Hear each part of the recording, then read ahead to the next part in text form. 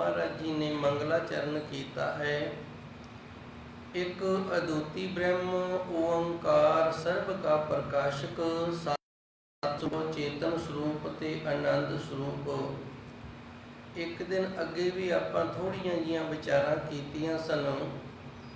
ये मंगलाचरण ने जिहड़ा इहदी लोड़ क्यों पई। आदि काल तो मनुख ये चाहुंदा है भी मैं जिहड़े कारज नूं प्रारंभ करां उस कारज दे विच कोई भी विघन ना पवे। मनुख दी एक फितरत है भी मैं जो भी कारज प्रारंभ करदा, जो भी कारज मैं करदा, उस कारज दे विच किसी प्रकार दा विघन ना बने। ते विघन ने जिहड़ा इस नूं दूर करन वास्ते मनुख जिहड़ा इहनूं बुद्धि ते सिद्धि दी लोड़ हुंदी है। धन गुरु महाराज जी ने जाप साहिब दी बाणी दे अंदर दर्ज कीता, सदा सिद्ध दा बुद्ध दा बिरध करता। मनुख दी बुद्धि ते मनुख नूं सिद्धि दी दात प्राप्त हो जावे। ये उस प्रभु परमात्मा दे हत्थ दे विच, उस अकाल पुरख वाहिगुरू दे हत्थ विच, ओही साडी बुद्धि नूं तीवर करन वाला है ते ओही सानूं सिद्धि दी दात देण वाला है। पहला धन गुरु नानक देव जी दे समय तो जितने भी सनातन धर्म दे लोग सन, वो बुद्धि का दाता शारदा नूं मन्निया करते सन ते सिद्धि का दाता जिहड़ा ये गणेश नूं मन्निया करते सन।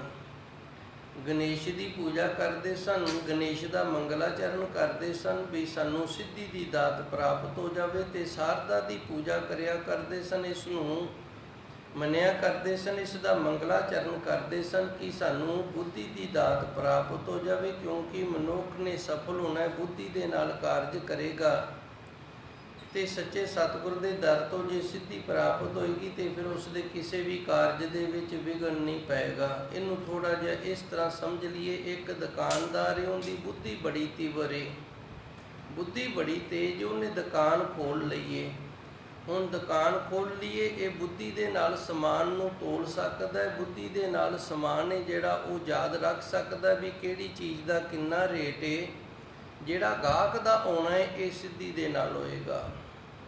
मेरे ख्याल गल पकड़ दे विच आ गई होनी है। कुछ दातां प्रभु परमात्मा दे हत्थ दे विच ने, साडी बुद्धि उन्हां दातां नूं नहीं प्राप्त कर सकदी, वो केवल वाहिगुरू दी रहमत किरपा दे नाल ही हुंदियां ने। इसलिए फिर सिद्धि ते बुद्धि दे नाल कारज जिहड़ा है इहदे विच असीं सफल होईए, सिरे लगे ते वक्खो वक्खरे मंगलाचरण ने जिहड़े सारे धर्मां दे होण लग गए। समा आ गया धन गुरु नानक देव जी सच्चे सतगुर दा। धन गुरु महाराज जी सच्चे सतगुर ने इस गल नूं नकार दिता भी शारदा जिहड़ी ये बुद्धि देण वाली है ते गणेश जिहड़ा ये सिद्धि देण वाला है, इनू बिल्कुल नकार दिता भी ये नहीं हो सकदा। क्यों नहीं हो सकता? जे शारदा बुद्धि देण वाली है तो गणेश सिद्धि देण वाला है, तो फिर परमात्मा की तो होंद ही खत्म हो गई। वाहिगुरू परमात्मा जिहड़ा उसकी फिर होंद खत्म हो जाती है। जिवें पिंड दे विच कोई सरपंच होवे, सरपंच दे हुंदियां कोई होर ही सैन करन लग जाए भी लै मेरे सैन लै जा तूं, ते दफ्तर च काम हो जे तो सैन काम होण लग जाए, तो फिर सरपंच की तो होंद ही खत्म हो गई। सरपंच तू आपां की करवाना है, काहदे लई सरपंच बनाया। इस तरह गुरु नानक देव जी ने समझाया भी ये गल बिल्कुल गलत है। वो अकाल पुरख वाहिगुरू है जो सिद्धि ते बुद्धि की दात देण वाला है। सिद्ध दा बुद्ध दा बिरध करता, साडी बुद्धि नूं वधाउण वाला ते सिद्धि नूं वधाउण वाला परमात्मा है। इस करके सानूं परमात्मा दा ही मंगलाचरण करना चाहिए है। उस वाहिगुरू दा मंगलाचरण करके उसे तो ये दोवें दातां लैणियां चाहिदियां ने कि साडी बुद्धि भी तीवर होवे ते सिद्धि है जिहड़ी वो भी तेरी रहमत किरपा दे नाल दात प्राप्त होवे। तां करके गुरबाणी दे अंदर जदों भी मजनून चेंज हुंदा है ना, जदों भी ख्याल बदलदा है, जदों भी कोई नवा प्रसंग चलदा है, तो गुरु महाराज जी सच्चे सतगुर किरपा करते हैं मंगलाचरण करके ते फिर उस नवे प्रसंग नूं, नवे ख्याल नूं गुरु ग्रंथ साहिब जी दे अंदर दर्ज करते हैं। ਇੱਥੇ ਹੁਣ ਪਹਿਲਾ ਸ਼ਬਦ ਸਨ ਜਿਹੜੇ ਉਹ ਸੁਰ ਤਾਲ ਦੇ 6ਵੇਂ ਘਰ ਦੇ ਵਿੱਚ ਸਨ। ਇੱਥੇ ਹੁਣ ਸੁਰ ਤਾਲ ਦਾ ਜਿਹੜਾ ਘਰ ਹੈ ਬਦਲ ਗਿਆ, 7ਵਾਂ ਹੋ ਗਿਆ। ਇਸ ਲਈ ਗੁਰੂ ਮਹਾਰਾਜ ਜੀ ਸੱਚੇ ਸਤਿਗੁਰ ਇਹ ਨਵੇਂ ਸ਼ਬਦ ਦਰਜ ਕਰ ਰਹੇ ਨੇ। ਹਨ ਭਾਵੇਂ 4 ਬੰਦਾਂ ਵਾਲੇ ਤੇ 2 ਬੰਦਾਂ ਵਾਲੇ। ਪਿੱਛੇ ਵੀ ਸ਼ਬਦ ਜਿਹੜੇ ਆਪਾਂ ਵਿਚਾਰੇ ਨੇ ਉਹ ਵੀ 4 ਬੰਦਾਂ ਤੇ 2 ਬੰਦਾਂ ਵਾਲੇ ਸਨ, ਪਰ ਉਹ ਸੁਰ ਤਾਲ ਦੇ 6ਵੇਂ ਘਰ ਦੇ ਵਿੱਚ ਸਨ। ਹੁਣ 7ਵਾਂ ਘਰ ਜਿਹੜਾ ਹੈ ਉਹ ਪ੍ਰਾਰੰਭ ਹੋ ਗਿਆ ਹੈ। ਤੇ ਗੁਰੂ ਮਹਾਰਾਜ ਜੀ ਸੱਚੇ ਸਤਿਗੁਰ ਨੇ ਇੱਥੇ ਮੰਗਲਾਚਰਨ ਨੇ ਜਿਹੜਾ ਉਹ ਦਰਜ ਕੀਤਾ। ਇਹਨੂੰ ਵਸਤੂ ਨਿਰਦੇਸ਼ਕ ਮੰਗਲਾਚਰਨ ਆਖਦੇ ਨੇ। ਇਹ ਸੰਪੂਰਨ ਮੰਗਲਾਚਰਨ ਨੇ। ਇੱਕ ਓੰਕਾਰ ਸਤਿਗੁਰ ਪ੍ਰਸਾਦ, ਇਹ ਗੁਰੂ ਮਹਾਰਾਜ ਜੀ ਦੁਆਰਾ ਦਰਜ ਕੀਤਾ ਹੈ। ਇੱਥੇ ਮੈਂ ਇਹ ਵੀ ਦੱਸ ਦਿਆਂ ਵੀ ਕੋਈ ਵੀ ਗੁਰਸਿੱਖ ਜਦੋਂ ਬਾਣੀ ਪੜ੍ਹਨੀ ਪ੍ਰਾਰੰਭ ਕਰਦਾ ਹੈ, ਗੁਰਸਿੱਖ ਨੇ ਆਪ ਦੇ ਵੱਲੋਂ ਜੋ ਮੰਗਲਾਚਰਨ ਕਰਨਾ ਹੈ ਨਾ, ਉਹ ਸਤਿਨਾਮ ਵਾਹਿਗੁਰੂ ਹੈ। ਹੁਕਮਨਾਮਾ ਲੈਣਾ ਹੈ ਫਿਰ ਵੀ ਸਤਿਨਾਮ ਵਾਹਿਗੁਰੂ ਆਖਣਾ ਹੈ। ਬਾਣੀ ਪੜ੍ਹਨੀ ਸ਼ੁਰੂ ਕਰਨੀ ਹੈ ਫਿਰ ਵੀ ਸਤਿਨਾਮ ਵਾਹਿਗੁਰੂ ਆਖਣਾ। ਗੁਰਸਿੱਖ ਦਾ ਜਿਹੜਾ ਮੰਗਲਾਚਰਨ ਹੈ ਉਹ ਸਤਿਨਾਮ ਵਾਹਿਗੁਰੂ ਹੈ। ਤੇ ਫਿਰ ਖਿਆਲ ਪੈਦਾ ਹੋਏਗਾ ਅਸੀਂ ਉਸ ਤੋਂ ਪਹਿਲਾਂ ਗੁਰਬਾਣੀ ਦੀਆਂ ਤੁਕਾਂ ਕਿਉਂ ਪੜ੍ਹਦੇ ਹਾਂ। ਉਹ ਇਸ ਵਾਸਤੇ ਪੜ੍ਹਦੇ ਹਾਂ ਕਿ ਜਿਵੇਂ ਕਿਸੇ ਰਾਜੇ ਦਾ ਕੋਈ ਹੁਕਮ ਨਗਰ ਦੇ ਵਿੱਚ ਲੈ ਕੇ ਆਵੇ ਨਾ, ਉਦੋਂ ਸਮਾਂ ਇਸ ਤਰ੍ਹਾਂ ਦਾ ਸੀ। ਹੁਣ ਸਮਾਂ ਬਦਲ ਗਿਆ, ਹੁਣ ਤੇ ਅਖਬਾਰ ਚੱਲ ਗਏ ਨੇ, ਟੈਲੀਵਿਜ਼ਨ ਚੱਲ ਗਏ ਨੇ, ਹੋਰ ਬੜੇ ਸੁੱਖ ਸਾਧਨ ਬਣ ਗਏ ਨੇ। ਉਦੋਂ ਨਹੀਂ ਸੁਣਦੇ। ਉਦੋਂ ਇੱਕ ਹੁੰਦਾ ਸੀ ਪਿੰਡ ਦੇ ਵਿੱਚ, ਉਹ ਢੋਲ ਲੈ ਕੇ ਆ ਜਾਂਦਾ ਤੇ ਢੋਲ ਖੜਕਾਉਂਦਾ। ਉਸ ਦੇ ਢੋਲ ਦੀ ਆਵਾਜ਼ ਸੁਣ ਕੇ ਤੇ ਲੋਕ ਸਨ ਜਿਹੜੇ ਇਕੱਤਰਤ ਹੋ ਜਾਂਦੇ। ਦੱਸ ਬਈ ਤੂੰ ਕੀ ਫਰਮਾਨ ਲੈ ਕੇ ਆਇਆ ਬਾਦਸ਼ਾਹ ਦਾ। ਉਹ ਫਿਰ ਇਹ ਦੱਸਦਾ ਵੀ ਅੱਜ ਤੋਂ ਆਹ ਕਾਨੂੰਨ ਹੈ ਜਿਹੜਾ ਇਹ ਲਾਗੂ ਹੋ ਗਿਆ। ਢੋਲ ਹੋ ਜਾਂਦਾ ਤੇ ਨਾਲੇ ਉੱਚੀ ਉੱਚੀ ਬੋਲਦਾ, ਸੁਣੋ ਸੁਣੋ ਸੁਣੋ ਕਰਦਾ ਵੀ ਆਓ ਸੁਣੋ। ਇਸੇ ਤਰ੍ਹਾਂ ਜੋ ਆਪਾਂ ਪਹਿਲਾਂ ਗੁਰਬਾਣੀ ਦੀਆਂ ਤੁਕਾਂ ਪੜ੍ਹਦੇ ਹਾਂ ਨਾ, ਉਹ ਇੱਕ ਤਰ੍ਹਾਂ ਦਾ ਗੁਰੂ ਮਹਾਰਾਜ ਜੀ ਸੱਚੇ ਸਤਿਗੁਰ ਦੇ ਪਾਵਨ ਬਾਣੀ ਦੇ ਨਾਲ ਸੰਗਤਾਂ ਨੂੰ ਜਾਗਰਿਤ ਕਰਦਿਆਂ ਵੀ ਗੁਰੂ ਮਹਾਰਾਜ ਜੀ ਸੱਚੇ ਸਤਿਗੁਰ ਦਾ ਫਰਮਾਨ ਹੁਣ ਭਾਈ ਹੋਣ ਲੱਗਾ। ਤੇ ਗੁਰਮੁਖ ਪਿਆਰਿਓ ਸੁਚੇਤ ਹੋ ਜਾਓ, ਸਾਵਧਾਨ ਹੋ ਜਾਓ। ਜੇ ਤੁਹਾਡੇ ਖਿਆਲ ਕਿਤੇ ਇੱਧਰ ਉੱਧਰ ਖਿੰਡੇ ਨੇ ਨਾ, ਉਹਨਾਂ ਖਿਆਲਾਂ ਨੂੰ ਤੁਸੀਂ ਇਕੱਠਿਆਂ ਕਰ ਲਓ ਤੇ ਗੁਰੂ ਮਹਾਰਾਜ ਜੀ ਦੇ ਫਰਮਾਨ ਦੇ ਨਾਲ ਉਹਨਾਂ ਖਿਆਲਾਂ ਨੂੰ ਜੋੜ ਕੇ ਤੇ ਜੋ ਵੀ ਗੁਰੂ ਮਹਾਰਾਜ ਜੀ ਦਾ ਹੁਕਮ ਹੈ ਉਹ ਤੁਸੀਂ ਸੁਣਨਾ ਕਰੋ। ਉਹ ਸ਼ਬਦ ਇਸ ਵਾਸਤੇ ਪੜ੍ਹਦੇ ਹਾਂ। ਸ਼ਬਦ ਦੀਆਂ 2-4 ਤੁਕਾਂ ਪੜ੍ਹ ਕੇ ਜਾਂ ਪੂਰਾ ਸ਼ਬਦ ਪੜ੍ਹ ਕੇ ਫਿਰ ਅਸੀਂ ਸਤਿਨਾਮ ਆਖ ਕੇ ਤੇ ਵਾਹਿਗੁਰੂ ਆਖ ਕੇ ਹੁਕਮਨਾਮਾ ਲੈਂਦੇ ਹਾਂ। ਇਹ ਗੁਰਸਿੱਖ ਦੇ ਵੱਲੋਂ ਗੁਰੂ ਨੇ ਬਖਸ਼ਿਸ਼ ਕੀਤਾ ਹੋਇਆ ਹੁਕਮ ਵਾਹਿਗੁਰੂ ਜੀ ਮੰਗਲਾਚਰਨ ਨੇ। ਸੋ ਧੰਨ ਗੁਰੂ ਮਹਾਰਾਜ ਜੀ ਮੰਗਲਾਚਰਨ ਕਰਦੇ ਨੇ। ਇੱਕ ਓੰਕਾਰ, ਇੱਕ ਅਦੁੱਤੀ ਹੈ। ਓੰਕਾਰ ਸਰਬ ਕਾ ਪ੍ਰਕਾਸ਼ਕ ਹੈ। ਸਤ ਚਿੱਤ ਆਨੰਦ ਸੱਚੇ ਸਤਿਗੁਰੂ ਦੀ ਕਿਰਪਾ ਦੇ ਨਾਲ ਉਸ ਪ੍ਰਭੂ ਪਰਮਾਤਮਾ ਦੀ ਪ੍ਰਾਪਤੀ ਹੁੰਦੀ। ਇਹ ਅਸੀਂ ਇਸ ਵਾਸਤੇ ਬਣਾਇਆ। ਅਰਥ ਜਿਹੜਾ ਉਹ ਪਹਿਲੂ ਕਰ ਦਿੱਤਾ ਦਾਸ ਨੇ, ਇਹ ਵੀ ਭੁਲੇਖਾ ਜਾਂ ਮੈਂ ਕੱਢ ਦਿਆਂ। ਇੱਕ ਓੰਕਾਰ, ਇੱਕ ਅਦੁੱਤੀ ਓੰਕਾਰ ਸਰਬ ਕਾ ਪ੍ਰਕਾਸ਼ਕ, ਸਤ ਸਰੂਪ, ਚੇਤਨ ਸਰੂਪ ਤੇ ਆਨੰਦ ਸਰੂਪ, ਇਹ ਇਹਦੇ ਅਰਥ ਬਣਦੇ ਨੇ। ਤੇ ਫਿਰ ਅਸੀਂ ਕਹਿ ਦਿੰਦੇ ਹਾਂ ਸਤਿਗੁਰ ਪ੍ਰਸਾਦ। ਇਹਦਾ ਅਰਥ ਕਰ ਦਿੰਦੇ ਹਾਂ ਵੀ ਗੁਰੂ ਮਹਾਰਾਜ ਜੀ ਦੀ ਕਿਰਪਾ ਦੇ ਨਾਲ ਉਸ ਪ੍ਰਭੂ ਪਰਮਾਤਮਾ ਦੀ ਪ੍ਰਾਪਤੀ ਹੁੰਦੀ ਹੈ। ਇਹ ਜਿਹੜਾ ਅਰਥ ਹੈ ਨਾ ਸਤਿਗੁਰ ਪ੍ਰਸਾਦ, ਤੇ ਅਸੀਂ ਕਹਿ ਦਿੰਦੇ ਹਾਂ ਗੁਰੂ ਦੀ ਕਿਰਪਾ ਦੇ ਨਾਲ ਉਸ ਪ੍ਰਭੂ ਪਰਮਾਤਮਾ ਦੀ ਪ੍ਰਾਪਤੀ ਹੁੰਦੀ ਹੈ। ਇਹ ਜਿਨ੍ਹਾਂ ਦੇ ਅੰਦਰ ਅਕਾਲ ਪੁਰਖ ਵਾਹਿਗੁਰੂ ਦੀ ਰਹਿਮਤ ਕਿਰਪਾ ਦੇ ਨਾਲ ਅਨੁਭਵੀ ਗਿਆਨ ਹੋ ਜਾਂਦਾ ਹੈ। ਫਿਰ ਉਹ ਸੰਗਤ ਨੂੰ ਸੁਖ ਦੇਣ ਦੇ ਲਈ, ਗਿਆਨ ਦੇਣ ਦੇ ਲਈ ਅਨੁਭਵੀ ਗਿਆਨ ਦੇ ਨਾਲ ਜਦੋਂ ਅਰਥ ਕਰਦੇ ਨੇ, ਉਹ ਅਰਥ ਹੈ। 2 ਅਰਥ ਹੁੰਦੇ ਨੇ, ਇੱਕ ਅਨੁਭਵੀ ਅਰਥ ਹੈ, ਇੱਕ ਅੱਖਰੀ ਅਰਥ ਹੈ, ਇੱਕ ਅੰਤਰੀਵ ਅਰਥ ਹੈ। ਗੁਰਬਾਣੀ ਦੇ ਜਿਹੜੇ ਅਰਥ ਨੇ ਨਾ, ਗੁਰਬਾਣੀ ਦਾ ਆਸਾ ਸਮਝਣ ਦੇ ਲਈ ਇਹ ਸਾਰੇ ਅਰਥ ਨੇ ਜਿਹੜੇ ਇਹ ਸਾਡੇ ਜੀਵਨ ਦੇ ਵਿੱਚ ਹੋਣੇ ਚਾਹੀਦੇ ਨੇ, ਸਾਨੂੰ ਪਤਾ ਹੋਣਾ ਚਾਹੀਦਾ ਹੈ। ਫਿਰ ਅਸੀਂ ਗੁਰਬਾਣੀ ਦਾ ਆਸਾ ਸਮਝ ਸਕਦੇ ਹਾਂ। ਸੋ ਧੰਨ ਗੁਰੂ ਮਹਾਰਾਜ ਜੀ ਨੇ ਇੱਥੇ ਵਸਤੂ ਨਿਰਦੇਸ਼ਕ ਮੰਗਲਾਚਰਨ ਕੀਤਾ ਹੈ ਜੀ। ਸਤਿਗੁਰ ਸ਼ਬਦ ਅਜਾਰੋ ਦੀਪਾ। ਅੱਗੇ ਧੰਨ ਗੁਰੂ ਮਹਾਰਾਜ ਜੀ ਸੱਚੇ ਸਤਿਗੁਰ ਕਿਰਪਾ ਕਰਦੇ ਨੇ। ਸਤਿਗੁਰ ਸ਼ਬਦ ਉਜਾਰੋ ਦੀਪਾ। ਦੀਪਾ ਦਾ ਅਰਥ ਹੁੰਦਾ ਦੀਵਾ ਤੇ ਉਜਾਰੋ ਦਾ ਅਰਥ ਹੁੰਦਾ ਪ੍ਰਕਾਸ਼ ਕਰਨਾ। ਜਿਵੇਂ ਦੀਵੇ ਤੋਂ ਪ੍ਰਕਾਸ਼ ਹੁੰਦਾ ਹੈ, ਇਸੇ ਤਰ੍ਹਾਂ ਸੱਚੇ ਸਤਿਗੁਰ ਦੇ ਸ਼ਬਦ ਤੋਂ ਪ੍ਰਕਾਸ਼ ਹੁੰਦਾ ਹੈ। ਵਿਦਵਾਨਾਂ ਨੇ ਅਗਿਆਨਤਾ ਨੂੰ ਹਨੇਰੇ ਦੇ ਨਾਲ ਤੋਲਿਆ। ਅਗਿਆਨਤਾ ਜਿਹੜੀ ਇਹਨੂੰ ਹਨੇਰੇ ਦੇ ਨਾਲ ਸਮਝਣ ਤੇ ਸਮਝਾਉਣ ਦਾ ਯਤਨ ਕੀਤਾ ਹੈ ਵੀ ਜਿਵੇਂ ਹਨੇਰਾ ਹੁੰਦਾ ਹੈ, ਹਨੇਰੇ ਦੇ ਵਿੱਚ ਅਸੀਂ ਰਾਹ ਭੁੱਲ ਜਾਂਦੇ ਹਾਂ, ਸਾਨੂੰ ਰਾਹ ਖੇੜੇ ਦਾ ਪਤਾ ਨਹੀਂ ਲੱਗਦਾ। ਹਨੇਰਾ ਹੈ, ਹਨੇਰੇ ਦੇ ਵਿੱਚ ਰਸਤਾ ਟੋਲਣਾ ਜਿਹੜਾ ਇਹ ਬੜਾ ਮੁਸ਼ਕਲ ਹੋ ਜਾਂਦਾ ਹੈ। ਉਸੇ ਤਰ੍ਹਾਂ ਜਿਹੜੇ ਮਨੁੱਖ ਦੇ ਅੰਦਰ ਅਗਿਆਨ ਨੇ ਨਾ, ਉਹ ਵੀ ਗੁਰੂ ਮਾਰਗ ਤੇ ਨਹੀਂ ਤੁਰ ਸਕਦਾ। ਜਿਵੇਂ ਹਨੇਰੇ ਦੇ ਵਿੱਚ ਅਸੀਂ ਸਹੀ ਰਸਤੇ ਤੇ ਨਹੀਂ ਤੁਰ ਸਕਦੇ, ਮਾਰਗ ਜਿਹੜਾ ਉਹਦੇ ਤੇ ਨਹੀਂ ਤੁਰ ਸਕਦੇ, ਸਾਨੂੰ ਤੁਰਨਾ ਬੜਾ ਮੁਸ਼ਕਲ ਹੋ ਸਕਦਾ ਹੈ। ਉਸੇ ਤਰ੍ਹਾਂ ਗੁਰੂ ਦੇ ਗਿਆਨ ਤੋਂ ਬਿਨਾ ਗੁਰੂ ਮਾਰਗ ਤੇ ਜਿਹੜਾ ਤੁਰਨਾ ਹੈ ਨਾ, ਇਹ ਬੜਾ ਮੁਸ਼ਕਲ ਹੈ। ਇਸ ਕਰਕੇ ਅਗਿਆਨਤਾ ਨੂੰ ਹਨੇਰੇ ਦੇ ਨਾਲ ਸਮਝਣ ਤੇ ਸਮਝਾਉਣ ਦਾ ਯਤਨ ਕੀਤਾ ਹੈ। ਤੇ ਫਿਰ ਜਿਵੇਂ ਅਗਿਆਨ ਜਿਹੜਾ ਹਨੇਰਾ ਹੈ ਉਹਨੂੰ ਦੂਰ ਕੀਤਾ ਜਾਂਦਾ ਦੀਵੇ ਦੇ ਨਾਲ, ਤੇ ਜਿਹੜਾ ਅਗਿਆਨ ਹੈ ਇਸ ਨੂੰ ਦੂਰ ਕੀਤਾ ਜਾਂਦਾ ਗੁਰੂ ਦੇ ਸ਼ਬਦ ਦੇ ਨਾਲ। ਇੱਥੇ ਹੁਣ ਦੋਵੇਂ ਸ਼ਬਦ ਆ ਗਏ ਨੇ, ਸ਼ਬਦ ਵੀ ਆ ਗਿਆ ਤੇ ਦੀਵਾ ਵੀ ਆ ਗਿਆ। ਇੱਧਰ ਸ਼ਬਦ ਹੈ ਜਿਹੜਾ ਇਹ ਗੁਰੂ ਦਾ ਦੀਵਾ ਹੈ, ਉੱਧਰ ਜਿਹੜਾ ਦੀਵਾ ਹੈ ਉਹ ਸਾਡੇ ਘਰਾਂ ਦੇ ਵਿੱਚ ਜਿਹੜਾ ਪ੍ਰਕਾਸ਼ ਕਰਦਾ ਉਹ ਦੀਵਾ ਹੈ। ਸਤਿਗੁਰ ਸ਼ਬਦ ਉਜਾਰੋ ਦੀਪਾ, ਜਦੋਂ ਸੱਚੇ ਸਤਿਗੁਰ ਦਾ ਸ਼ਬਦ ਦੀਪਕ ਰੂਪ ਹੋ ਕੇ ਜਗਦਾ ਤੇ ਫਿਰ ਸਾਡੇ ਅੰਦਰੋਂ ਅਗਿਆਨਤਾ ਦਾ ਹਨੇਰਾ ਜਿਹੜਾ ਇਹ ਨਾਸ ਹੋ ਕੇ ਤੇ ਗਿਆਨ ਦਾ ਪ੍ਰਕਾਸ਼ ਹੁੰਦਾ ਹੈ। ਇਹਦਾ ਅਰਥ ਇਹ ਬਣ ਗਿਆ ਸਤਿਗੁਰ ਦੀਪਾ ਸ਼ਬਦ ਉਜਾਰੋ। ਇਹਨੂੰ ਕਹਿੰਦੇ ਨੇ ਖੰਡਨ ਤੇ ਮੰਡਨ ਕਰਨਾ। ਇੱਕ ਪਾਸੋਂ ਸ਼ਬਦ ਨੂੰ ਤੋੜ ਕੇ ਦੂਜੇ ਪਾਸੇ ਲਾ ਲੈਣਾ ਤਾਂ ਕਿ ਗੱਲ ਦੀ ਸਮਝ ਆ ਜਾਵੇ। ਸਤਿਗੁਰ ਦੀਪਾ, ਸੱਚੇ ਸਤਿਗੁਰ ਦੇ ਨਾਲ ਦੀਪਾ ਸ਼ਬਦ ਲਾ ਲਓ, ਸਤਿਗੁਰ ਦੇ ਨਾਲ ਦੀਪ ਸ਼ਬਦ ਲਾ ਲਓ ਵੀ ਸਤਿਗੁਰ ਜਿਹੜਾ ਹੈ ਨਾ ਇਹ ਦੀਵਾ ਹੈ। ਸ਼ਬਦ ਉਜਾਰੋ, ਜਿਹੜਾ ਸੱਚਾ ਸਤਿਗੁਰ ਦੀਵਾ ਹੈ ਇਹ ਸ਼ਬਦ ਦਾ ਪ੍ਰਕਾਸ਼ ਕਰਦਾ ਹੈ।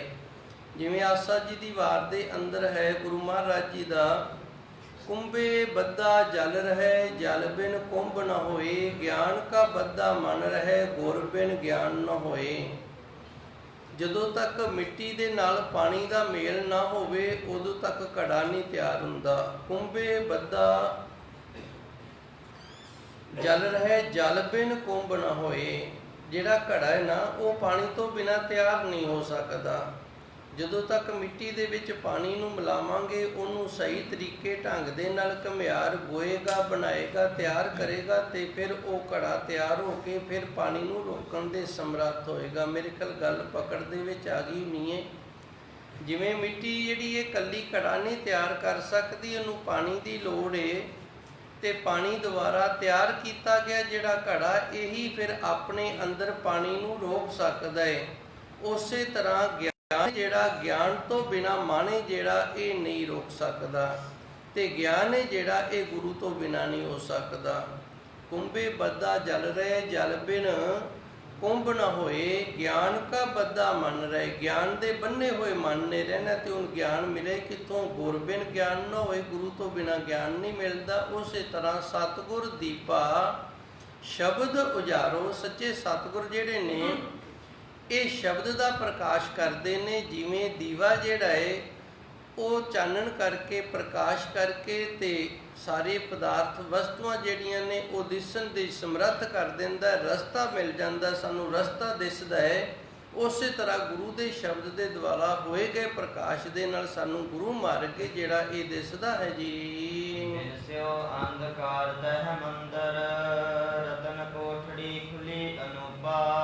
ਹੁਣ ਧੰਨ ਗੁਰੂ ਮਹਾਰਾਜ ਜੀ ਅਗਲੀ ਤੁਕ ਦੇ ਅੰਦਰ ਕਿਰਪਾ ਕਰਦੇ ਨੇ। ਬਿਨ ਸਿਓ, ਬਿਨ ਸਿਓ ਦਾ ਅਰਥ ਹੁੰਦਾ ਨਾਸ ਹੋ ਜਾਣਾ, ਅੰਧਕਾਰ ਦਾ ਅਰਥ ਹੁੰਦਾ ਹਨੇਰਾ। ਦੀਵੇ ਦੇ ਜਗਣ ਦੇ ਨਾਲ ਜਿਵੇਂ ਮਕਾਨ ਦੇ ਵਿੱਚ ਹਨੇਰਾ ਨਾਸ ਹੋ ਜਾਂਦਾ ਹੈ, ਉਸੇ ਤਰ੍ਹਾਂ ਗੁਰੂ ਦੇ ਸ਼ਬਦ ਦੇ ਜਗਣ ਦੇ ਨਾਲ ਸਾਡੇ ਸਰੀਰ ਰੂਪੀ ਮੰਦਰ ਦੇ ਵਿੱਚ, ਸਰੀਰ ਰੂਪੀ ਘਰ ਦੇ ਵਿੱਚ, ਮਕਾਨ ਦੇ ਵਿੱਚ ਵੀ ਗਿਆਨ ਦਾ ਪ੍ਰਕਾਸ਼ ਹੋ ਜਾਂਦਾ ਹੈ। ਉਧਰ ਕਮਰੇ ਦੇ ਵਿੱਚ ਦੀਵਾ ਜਗੇਗਾ ਤੇ ਸਾਨੂੰ ਕਮਰੇ ਦੇ ਜਿਹੜੇ ਅੰਦਰ ਵਸਤੂਆਂ ਪਈਆਂ ਨੇ ਉਹ ਦਿਸਣਗੀਆਂ, ਉਹਨਾਂ ਦੀ ਸੋਝੀ ਗਿਆਨ ਹੋਏਗਾ। ਜਦੋਂ ਸਾਡੇ ਅੰਦਰ ਦੀਵਾ ਜਗੇਗਾ, ਸਾਡੇ ਅੰਦਰ ਗਿਆਨ ਦਾ ਪ੍ਰਕਾਸ਼ ਹੋਏਗਾ ਤੇ ਫਿਰ ਸਾਡੇ ਅੰਦਰ ਜਿਹੜੇ ਗੁਣ ਨੇ ਸਾਨੂੰ ਉਹਨਾਂ ਦੀ ਪ੍ਰਾਪਤੀ ਹੋਏਗੀ। ਰਤਨ ਦਾ ਅਰਥ ਇੱਥੇ ਗੁਣ ਹੈ। ਰਤਨ ਕੋਠੜੀ, ਗੁਣਾਂ ਦੀ ਭਰੀ ਹੋਈ ਕੋਠੜੀ ਹੈ ਸਾਡੇ ਅੰਦਰ। ਖੁੱਲੀ ਅਨੂਪਾ, ਅਨੂਪਾ ਦਾ ਅਰਥ ਹੈ ਅਸੀਂ ਉਪਮਾ ਤਾਂ ਕਰਨ ਲੱਗ ਜਾਂਦੇ ਆ, ਪਰ ਸਾਡੇ ਤੋਂ ਜਿਹੜੀ ਉਪਮਾ ਕੀਤੀ ਨਾ ਜਾ ਸਕੇ। ਇਤਨਾ ਮਹਾਨ ਤੇ ਇਤਨਾ ਵਿਸ਼ਾਲ ਹੋਵੇ ਕਿ ਸਾਡੇ ਸ਼ਬਦ ਨੇ ਜਿਹੜੇ ਇਹ ਥੋੜ੍ਹੇ ਰਹਿ ਜਾਣ। ਉਸ ਦੀ ਵਡਿਆਈ ਵਾਲੇ ਇਤਨੇ ਜ਼ਿਆਦਾ ਗੁਣ ਨੇ ਉਸ ਪ੍ਰਭੂ ਪਰਮਾਤਮਾ ਦੇ ਸੱਚੇ ਸਤਿਗੁਰ ਦੇ ਗਿਆਨ ਵਿੱਚ, ਜਿਨ੍ਹਾਂ ਦੀ ਉਪਮਾ ਜਿਹੜੀ ਹੈ ਉਹ ਸਾਡੇ ਤੋਂ ਬਿਆਨ ਕਰਕੇ ਨਹੀਂ ਦੱਸੀ ਜਾ ਸਕਦੀ ਹੈ ਜੀ। ਰਹਾਉ ਬਿਸਮਨ ਬਿਸਮ ਭਏ ਜੋ ਵੇਖਿਓ, ਕਹਿ ਨਾ ਜਾਏ ਵਡਿਆਈ। ਅੱਗੇ ਧੰਨ ਗੁਰੂ ਮਹਾਰਾਜ ਜੀ ਕਿਰਪਾ ਕਰਦੇ ਨੇ, ਵਿਸ਼ਰਾਮ ਲਾ ਕੇ ਸਾਨੂੰ ਦੱਸ ਰਹੇ ਨੇ ਕਿ ਜਿਨ੍ਹਾਂ ਗੁਰਮੁਖ ਪਿਆਰਿਆਂ ਨੇ ਆਪਣੇ ਅੰਦਰ ਇਸ ਗਿਆਨ ਦੇ ਖਜ਼ਾਨੇ ਨੂੰ ਲੱਭ ਲਿਆ ਏ, ਇਸ ਅੰਦਰ ਦੀ ਕੋਠੜੀ ਨੂੰ ਖੋਲ੍ਹ ਲਿਆ ਏ। ਜਦੋਂ ਅੰਦਰ ਦੀ ਕੋਠੜੀ ਨੂੰ ਖੋਲ੍ਹ ਕੇ ਅੰਦਰ ਦਰਸ਼ਨ ਹੁੰਦੇ ਨੇ ਤੇ ਬਿਸਮਨ ਬਿਸਮ ਭਏ ਜੋ ਵੇਖਿਓ। ਵੇਖਿਓ ਦਾ ਅਰਥ ਹੁੰਦਾ ਵੇਖਣਾ ਤੇ ਬਿਸਮਨ ਦਾ ਅਰਥ ਹੁੰਦਾ ਹੈਰਾਨ ਹੋ ਜਾਣਾ।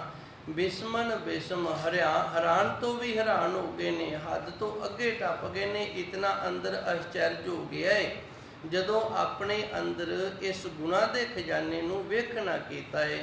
ਅੱਗੇ ਗੁਰੂ ਮਹਾਰਾਜ ਜੀ ਰਹਿਮਤ ਕਰਦੇ ਨੇ, ਕਹਿਣ ਨਾ ਜਾਏ ਵਡਿਆਈ ਇਸ ਖਜ਼ਾਨੇ ਦੀ, ਜੋ ਸੱਚੇ ਸਤਿਗੁਰ ਦੇ ਗੁਣਾਂ ਦਾ ਖਜ਼ਾਨਾ ਹੈ, ਇਸ ਦੀ ਵਡਿਆਈ ਹੈ ਜਿਹੜੀ ਇਹ ਬਿਆਨ ਕਰਕੇ ਨਹੀਂ ਦੱਸੀ ਜਾ ਸਕਦੀ ਹੈ ਜੀ। ਮਗਨ ਭਏ ਓਹਾ ਸੰਗ ਮਾਤੇ, ਓਤ ਪੋਤ ਲਪਟਾਈ। ਮਾਤੇ ਦਾ ਅਰਥ ਹੁੰਦਾ ਮਸਤ ਹੋਣਾ ਤੇ ਮਗਨ ਦਾ ਅਰਥ ਹੁੰਦਾ ਮਗਨ ਹੋ ਜਾਣਾ। ਵੈਸੇ ਦੋਵੇਂ ਸੁਮੇਲ ਵਾਲੇ ਸ਼ਬਦ ਨੇ। ਮਗਨ ਦਾ ਅਰਥ ਵੀ ਆਪਾਂ ਮਸਤ ਕਰ ਸਕਦੇ ਹਾਂ ਤੇ ਮਾਤੇ ਦਾ ਅਰਥ ਵੀ ਆਪਾਂ ਮਸਤ ਕਰ ਸਕਦੇ ਹਾਂ, ਪਰ ਗੁਰਬਾਣੀ ਦਾ ਇੱਕ ਨਿਯਮ ਹੈ ਕਿ ਜਦੋਂ ਦੋ ਸ਼ਬਦ ਇੱਕ ਅਰਥ ਵਾਲੇ ਹੋਣ ਤੇ ਫਿਰ ਉਹਨਾਂ ਦਾ ਇੱਕ ਅਰਥ ਨਹੀਂ ਹੁੰਦਾ। ਜਦੋਂ ਇੱਕ ਤੁਕ ਦੇ ਵਿੱਚ ਜਾਂ ਇੱਕ ਸ਼ਬਦ ਦੇ ਵਿੱਚ ਹੀ ਇੱਕੋ ਅਰਥ ਵਾਲੇ ਦੋ ਸ਼ਬਦ ਆ ਜਾਣ ਤੇ ਉਹਨਾਂ ਦਾ ਇੱਕ ਅਰਥ ਨਹੀਂ ਹੁੰਦਾ। ਅਰਥ ਦੇ ਵਿੱਚ ਫਰਕ ਹੁੰਦਾ, ਵਖਰੇਵਾ ਹੁੰਦਾ, ਉਹਨੂੰ ਫਿਰ ਡੰਗਾਈ ਦੇ ਨਾਲ ਅੱਗੇ ਸਮਝਣਾ ਪੈਂਦਾ ਹੈ।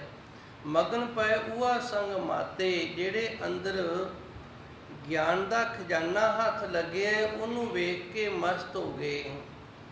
ਮਸਤ ਹੋ ਕੇ ਤੇ ਫਿਰ ਉਸ ਮਸਤੀ ਦੇ ਵਿੱਚ ਹੀ ਮਗਨ ਹੋ ਗਏ।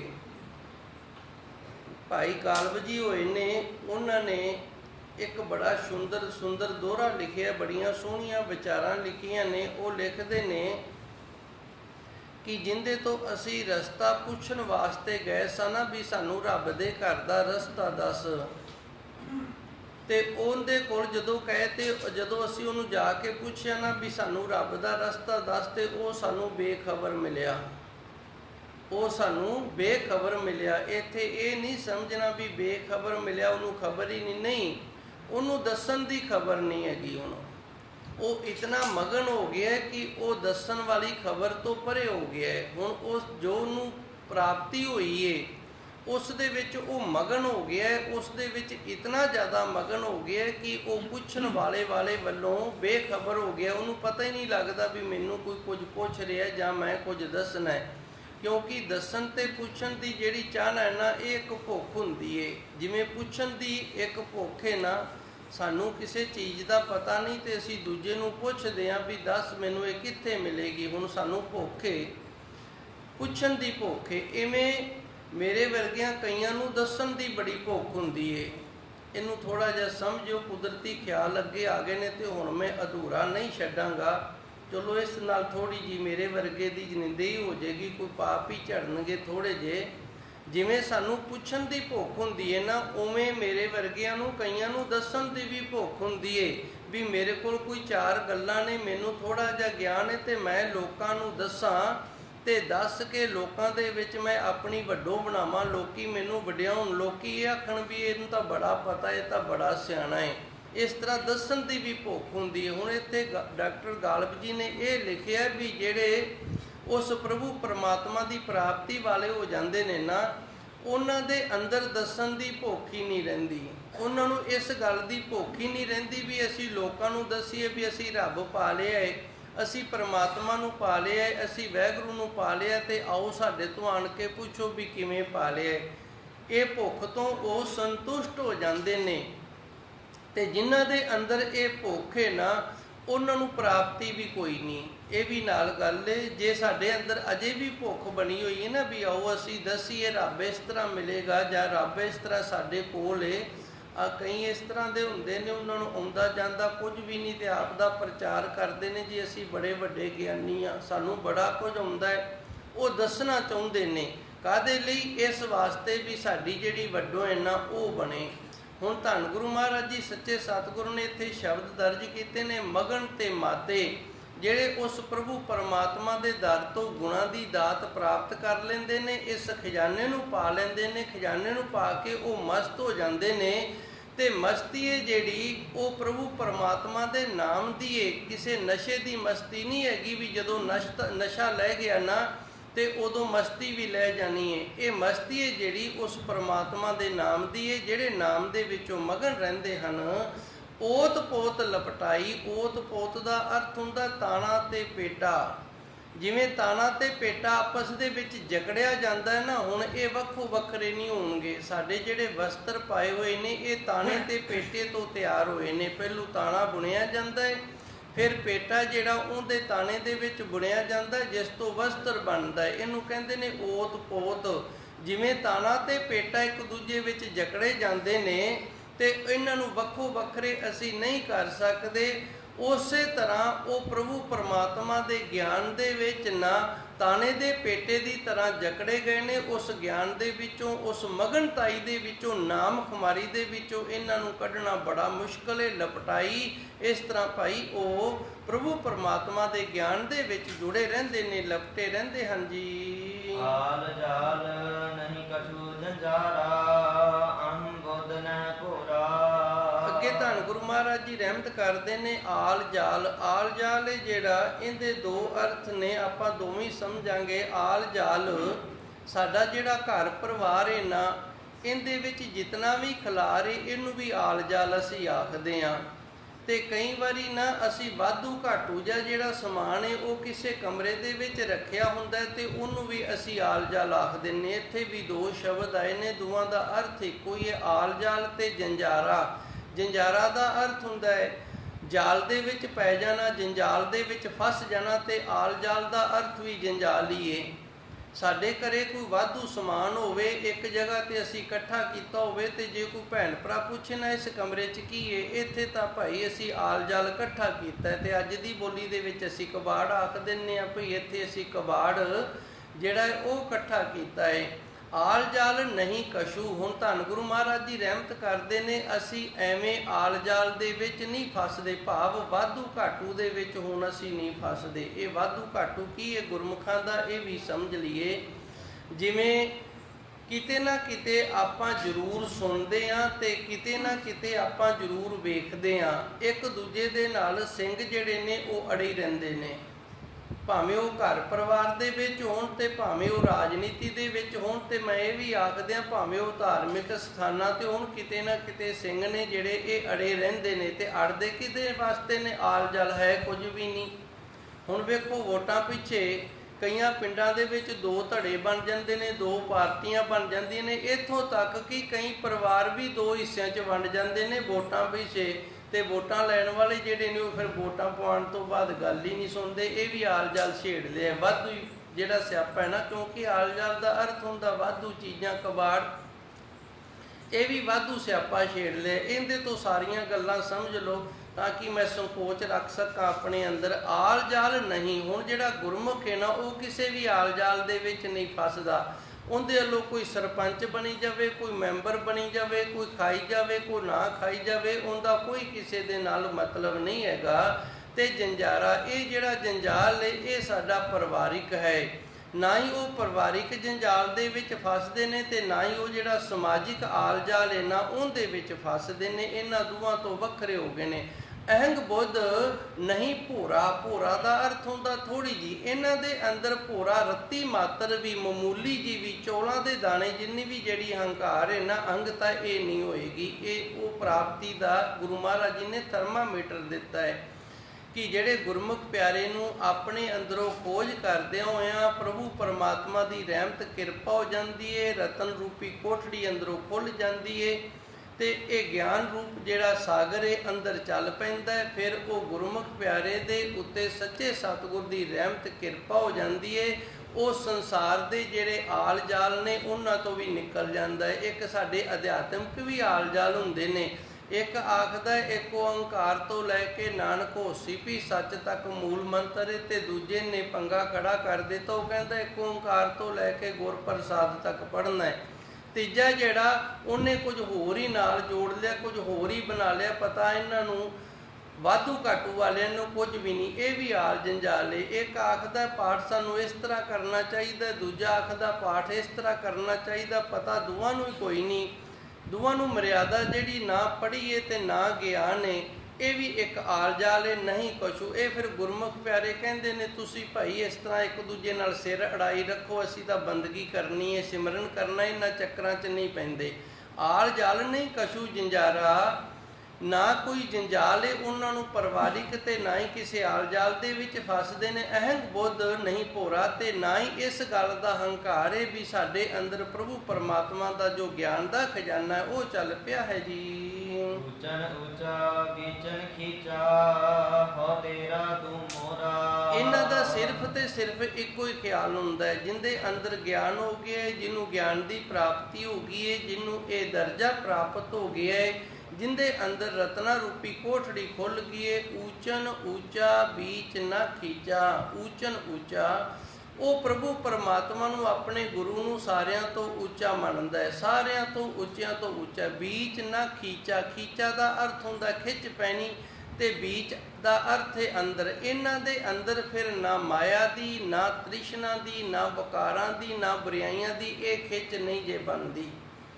ਊਚ ਊਚਨ ਊਚਾ, ਉੱਚਿਆਂ ਤੋਂ ਉੱਚਾ ਉਹ ਪ੍ਰਭੂ ਪਰਮਾਤਮਾ ਹੈ, ਉਸ ਨੂੰ ਸਾਰਿਆਂ ਤੋਂ ਉੱਚਿਆਂ ਤੋਂ ਉੱਚਾ ਸਮਝਦੇ ਨੇ। ਬੀਚ ਨਾ ਖੀਚਾ, ਤੇ ਅੰਦਰ ਇਹਨਾਂ ਦੇ ਕੋਈ ਵੀ ਖਿੱਚ ਨਹੀਂ ਰਹਿੰਦੀ ਵਕਾਰਾਂ ਦੀ, ਬੁਰਾਈਆਂ ਦੀ। ਜੇ ਖਿੱਚ ਹੈ ਤਾਂ ਉਸ ਪਰਮਾਤਮਾ ਦੇ ਨਾਮ ਦੀ ਏ, ਬੰਦਗੀ ਦੀ ਏ, ਸਿਮਰਨ ਦੀ ਏ, ਤੇ ਖਿਆਲ ਇਹ ਬਣ ਜਾਂਦਾ ਹੋ ਤੇਰਾ ਤੂੰ ਮੋਰਾ। ਹੋ ਦਾ ਅਰਥ ਮੈਂ, ਹੇ ਸੱਚੇ ਸਤਿਗੁਰ ਜੀ ਹੋ ਤੇਰਾ, ਮੈਂ ਤੇਰਾ ਤੇ ਤੂੰ ਮੇਰਾ। ਇਹਨਾਂ ਨੇ ਗੁਰੂ ਨੂੰ ਆਪਣਾ ਤੇ ਆਪਣੇ ਆਪ ਨੂੰ ਗੁਰੂ ਦਾ ਮੰਨ ਲਿਆ।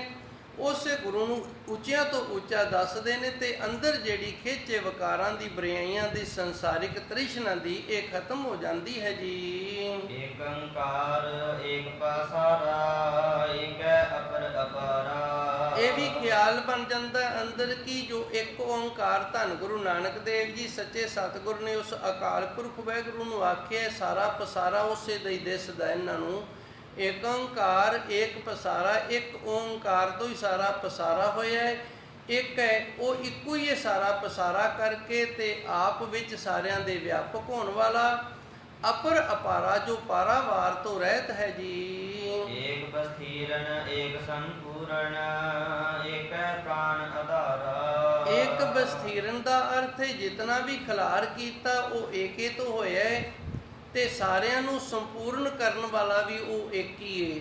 ਪਰਮਾਤਮਾ ਤੋਂ ਬਿਨਾਂ ਕਿਸੇ ਨੂੰ ਕੋਈ ਸੰਪੂਰਨ ਨਹੀਂ ਕਰ ਸਕਦਾ। ਉਸ ਵਾਹਿਗੁਰੂ ਨੇ ਸਾਰਿਆਂ ਦਾ ਖਿਲਾਰ ਵੀ ਆਪ ਕੀਤਾ, ਪਦੈਸ਼ ਵੀ ਆਪ ਕੀਤੀ ਹੈ, ਤੇ ਸਾਰਿਆਂ ਨੂੰ ਸੰਪੂਰਨ ਕਰਨ ਵਾਲਾ ਵੀ ਉਹ ਆਪ ਅਕਾਲ ਪੁਰਖ ਵਾਹਿਗੁਰੂ ਹੈ, ਤੇ ਇੱਕੋ ਹੀ ਹੈ ਜੋ ਸਾਡੇ ਸਾਰਿਆਂ ਦਾ ਆਸਰਾ ਹੈ, ਜੋ ਸਾਡੇ ਪ੍ਰਾਣਾਂ ਨੂੰ ਸਹਾਰਾ ਦਿੰਦਾ ਹੈ ਜੀ। ਨਿਰਮਲ ਨਿਰਮਲ ਸੂਚਾ ਸੂਚੋ ਸੂਚਾ ਸੂਚੋ ਸੂਚਾ।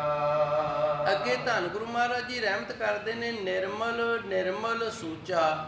ਇੱਥੇ ਵਿਸ਼ਰਾਮ ਲਾਣਾ ਹੈ। ਨਿਰਮਲ ਨਿਰਮਲ ਸੂਚਾ ਉਹ ਅਕਾਲ ਪੁਰਖ ਵਾਹਿਗੁਰੂ ਸੁੱਚਿਆਂ ਤੋਂ ਸੁੱਚਾ ਹੈ, ਤੇ ਪਵਿੱਤਰ ਤੋਂ ਪਵਿੱਤਰ ਹੈ। ਨਿਰ ਦਾ ਅਰਥ ਹੁੰਦਾ ਨਹੀਂ, ਤੇ ਮਲ ਦਾ ਅਰਥ ਹੈ ਮਲ।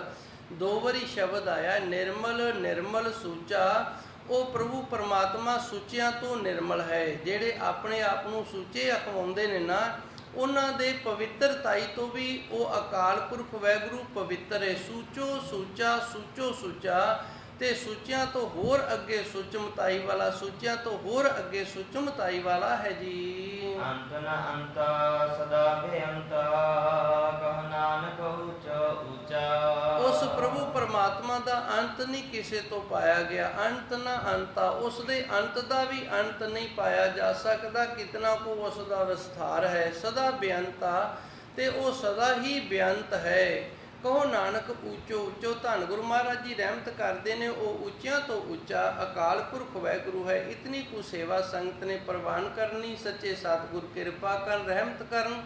ਧੰਨ ਗੁਰਬਾਣੀ ਦੇ ਅੰਦਰ ਜੋ ਗੁਰੂ ਮਹਾਰਾਜ ਜੀ ਨੇ ਕਿਰਪਾ ਕੀਤੀ ਹੈ, ਸਤਿਗੁਰ ਸ਼ਬਦ ਉਜਾਰੋ ਦੀਪਾ, ਬਿਨਸੂ ਅੰਧਕਾਰ ਤੇ ਮੰਦਰ ਰਤਨ ਕੋਠੜੀ ਖੁੱਲੀ ਅਨੂਪਾ। ਇਹ ਰਾਓ ਵਾਲੀਆਂ ਤੁਕਾਂ ਨੇ, ਇਹਨਾਂ ਦੇ ਦੁਆਲੇ ਸਾਰਾ ਸ਼ਬਦ ਦੇ ਜਿਹੜਾ ਉਹ ਪਰਿਕਰਮਾ ਕਰ ਰਿਹਾ ਹੈ, ਜਿੰਦੇ ਤੇ ਕਿਰਪਾ ਰਹਿਮਤ ਹੋ ਜਾਂਦੀ ਹੈ। ਸੱਚੇ ਸਤਿਗੁਰ ਦੇ ਸ਼ਬਦ ਦੇ ਨਾਲ ਜਿਨ੍ਹਾਂ ਦੇ ਅੰਦਰ ਗਿਆਨ ਹੋ ਜਾਂਦਾ ਹੈ, ਉਹਨਾਂ ਦੇ ਅੰਦਰ ਭਾਈ ਗੁਣਾ ਦਾ ਖਜ਼ਾਨਾ ਜਿਹੜਾ ਇਹ ਖੁੱਲ੍ਹ ਜਾਂਦਾ ਹੈ। ਦਸਵਾਂ ਦਵਾਰ ਇਹ ਰਤਨ ਕੋਠੜੀ ਹੈ, ਇਹ ਖੁੱਲ੍ਹ ਜਾਂਦੀ ਹੈ।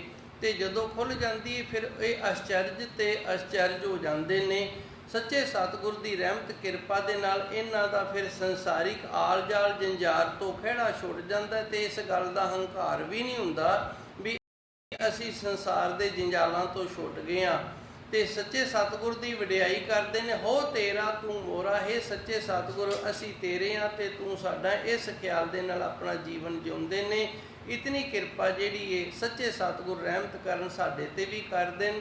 ਅਸੀਂ ਵੀ ਸੱਚੇ ਸਤਿਗੁਰ ਦੇ ਚਰਨਾਂ ਦੇ ਨਾਲ ਜੁੜ ਕੇ ਇਹ ਅਰਦਾਸ ਕਰੀਏ ਕਿ ਹੇ ਗੁਰੂ ਮਹਾਰਾਜ ਜੀ, ਹੋ ਤੇਰਾ ਤੂੰ ਮੋਰਾ, ਅਸੀਂ ਤੇਰੇ ਹੋ ਗਏ ਹਾਂ ਤੇ ਤੂੰ ਸਾਡਾ ਹੋ ਜਾ। ਦੇਹੋ ਸੱਜਣ ਆਸੀਸੜੀਆ, ਜੋ ਹੋਵੇ ਸਹਿਬ ਸਿਉ ਮੇਲ। ਨਿਰਮਲ ਨਿਰਮਲ ਸੂਚਾ